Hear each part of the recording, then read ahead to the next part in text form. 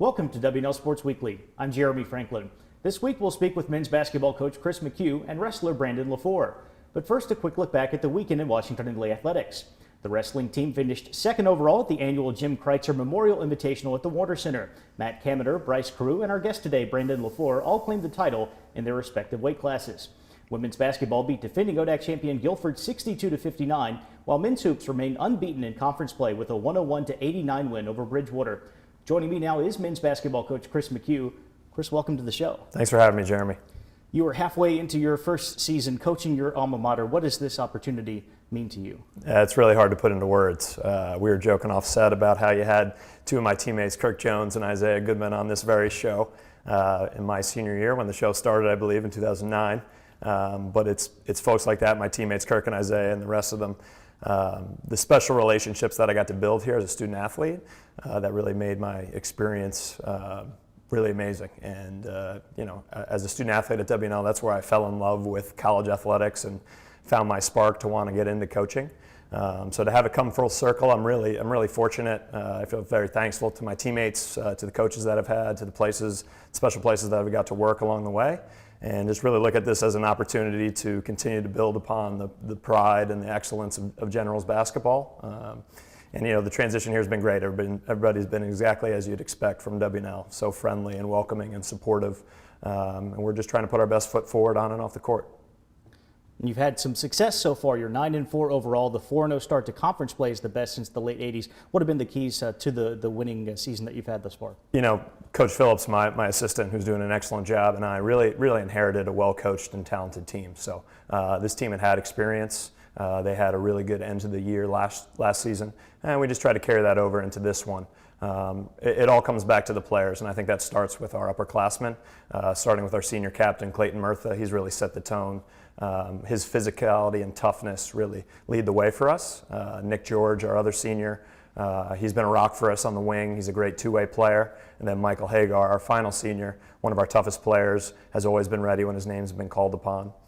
And then in the junior class, Devin Kearns is our point guard. He's pushed tempo for us. He's gotten guys involved and done a great job transitioning to a new kind of style of offense. Roy McMillan is a super talented player, does everything for us as a forward.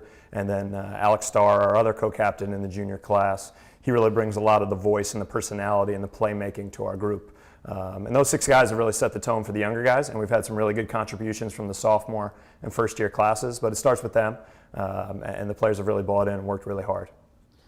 In particular, you've been able to put up some great offensive numbers. You lead the ODAC in scoring. You're in the top 15 nationally in points per game. How have you been able to take advantage of the personnel that you have to have that success on offense? Sure. And once again, it comes back to the guys, right? I mean, I think in basketball, it's not so much about what you do, but how you do it. And from day one, starting with our captains, Alex and Clayton, there's been a great level of buy-in. And if there's anything I'm most proud about so far from our guys is that they've truly bought into the fact that helping one another is how you be successful. And that starts off the floor, but also translates to, I think, how we play on the court. Whether it's Clayton setting a really good ball screen so that Nick can come off and be open, or Mike Hagar flying down the wing so that there's space for Devin Kearns to attack and transition. And really on down the roster, everybody buying into making the next pass so we get a great shot, or making the next rotation to cover down to help ourselves on defense. I think the idea of helping your teammates has been what the guys have brought and really helped us off to a good start to the season. The vast majority of the ODAC schedule is still in front of you. What are the keys to sustaining the success, the level of play that you've had through the rest of the year? I think it's all about taking it one game at a time. In the ODAC, there's no off nights. Everybody's good, and that starts tonight versus Eastern Mennonite. We play at 7 o'clock, so anybody that's out there, please come support us. We're looking for a good crowd tonight. But one game at a time. Can't get ahead, can't get looking at standings and all that. It's about, we play a really good team tonight. Let's focus on that process.